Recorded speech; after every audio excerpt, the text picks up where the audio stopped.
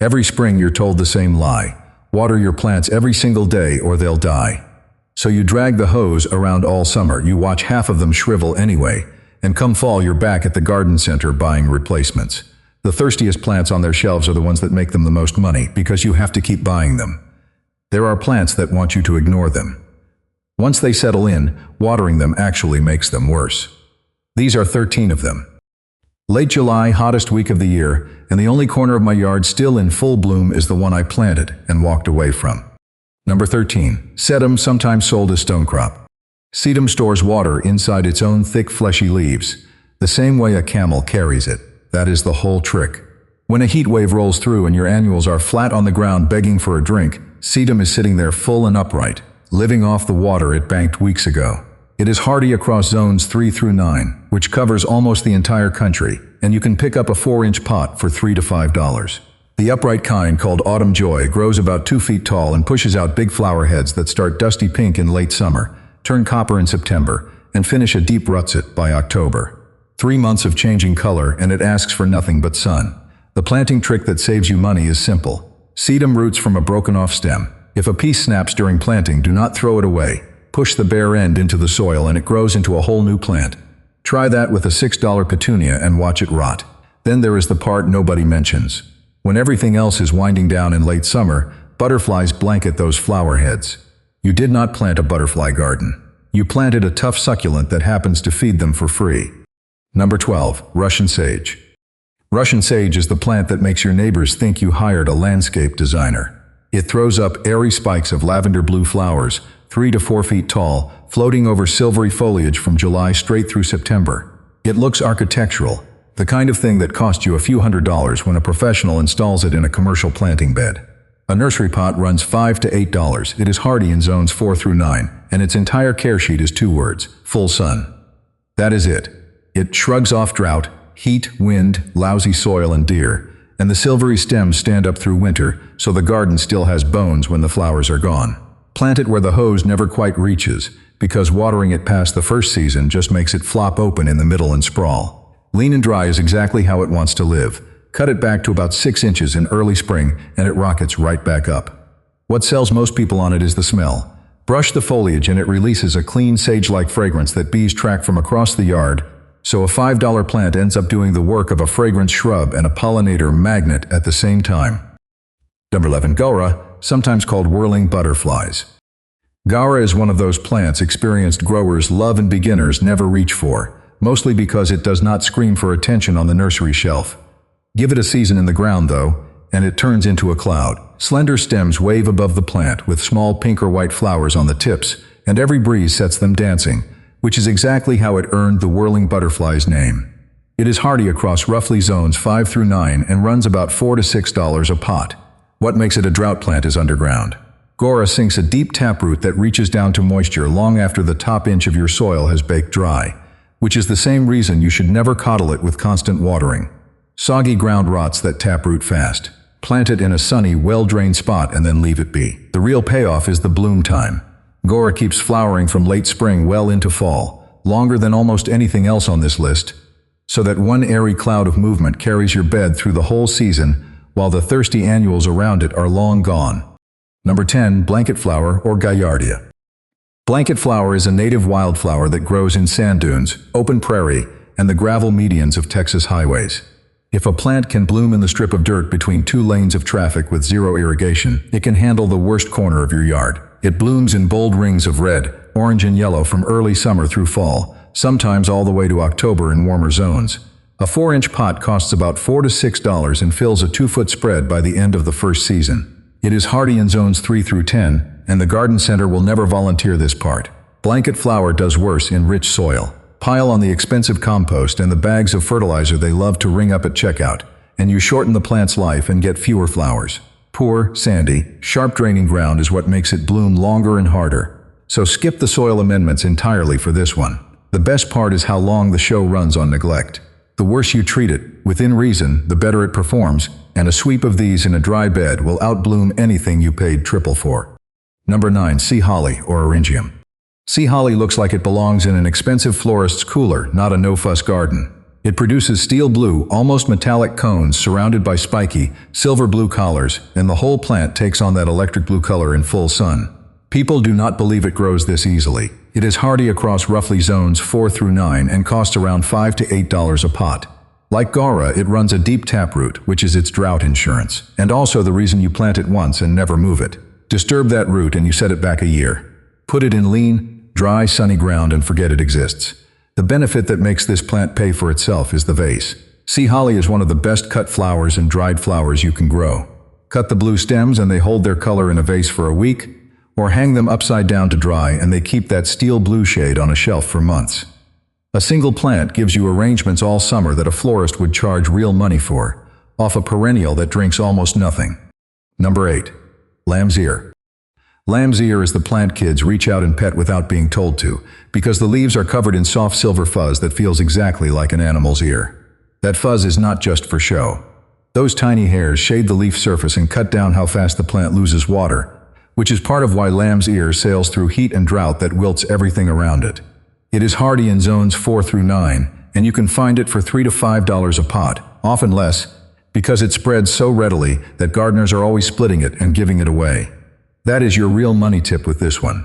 Buy a single plant, let it spread into a soft silver mat for a season or two, then divide it and replant the pieces across the whole bed for nothing. It is the cheapest ground cover you will ever own. Plant it in full sun and well-drained soil and keep water off the leaves, since that fuzz holds moisture and the plant prefers to stay dry. The surprising benefit is that the soft texture and silver color set off every flower near it, so lamb's ear works like a living frame that makes a $3 plant elevate the entire planting around it. Number 7. Yarrow. Yarrow grows wild from roadsides to meadows to rocky hillsides where nothing else bothers to survive. It has been offering across North America without anybody watering it or feeding it for as long as the continent has been written about. No schedule, no routine, no attention of any kind. You can buy a nursery pot for $3 to $6, plant it in zones 3 through 9, and walk away for good. Yarrow blooms in flat-topped clusters of white, yellow, pink, or red from June through August, and those flatheads earn it a permanent spot. They are a landing pad for beneficial insects, the ladybugs and lacewings that eat the aphids and pests off the plants around them. So yarrow does not just survive on neglect. It quietly protects the rest of your garden while it does. Plant it in full sun and lean soil, because rich, wet ground makes it flop. If it spreads wider than you want, pull the edges, and that is your entire annual maintenance. The bonus is the same one sea holly gives you. Cut the flowers and dry them, and they hold their color in winter arrangements for months. Number 6. Catmint, or Nepeta. Catmint is a mint relative that blooms in waves of lavender blue from late May all the way into October if you shear it back once, after the first flush fades. Skip the shearing and you still get a month of flowers plus soft gray-green foliage the rest of the season. It is hardy in zones 3 through 8, costs about $5 to $7 a pot, and spreads into a dense weed-smothering mat within 2 years, which means it earns its keep by replacing both flowers and mulch. The drought story here is the foliage. Those gray-green leaves carry a light oil that helps the plant hold moisture and lets it cruise through dry spells that flatten thirstier perennials. Plant it in full sun, in soil that drains and resists the urge to baby it. The surprising benefit is who shows up and who stays away. Bees and butterflies swarm catmint, but deer and rabbits will not touch it, and the area where it grows tends to be one mosquitoes avoid. Plant 3 along a front walk 18 inches apart, and every time some brushes past, the foliage releases its scent, turning a $5 plant into a fragrant living border. If you are getting ideas for that dry, sun-baked corner you have been fighting with, do me a favor and subscribe. This channel puts out budget gardening guides like this every week, and there is a lot more coming on filling your yard for less. Number 5. Lavender. Lavender is the plant people kill with kindness more than any other, and once you understand why, it becomes nearly indestructible. It comes from the dry, rocky hillsides of the Mediterranean, baked by sun and rarely rained on, so everything it wants is the opposite of what most folks give it. Water it on a schedule, plant it in rich soil, crowd it in a damp bed, and it rots from the root up. Plant it in gritty, fast-draining, almost poor soil in blazing full sun and ignore it, and that silver-leaved shrub lives for years and perfumes the whole yard. The hardiest types, like the English lavenders, handle zones 5 through 9, and a pot runs about $5 to $8. The placement tip is drainage above all else. Wet feet kills lavender. If your ground holds water, plant it on a slope, in a raised bed, or in a container with sharp soil so the roots never sit damp. What you can do with the flowers is the real reward. Cut and dry the fragrant stems for sachets that keep moths out of your closets, bundles that scent a room for months, or even cooking, all from a single drought-proof plant that doubles as the best-smelling thing you grow. Number 4. Agastache, sometimes called hummingbird mint. Agastache is the plant that turns your yard into a hummingbird highway, and it does it on almost no water. It sends up tall spikes packed with tubular flowers in blues, purples, oranges, and pinks, blooming from midsummer well into fall. And the foliage smells like a cross between mint and licorice when you brush it.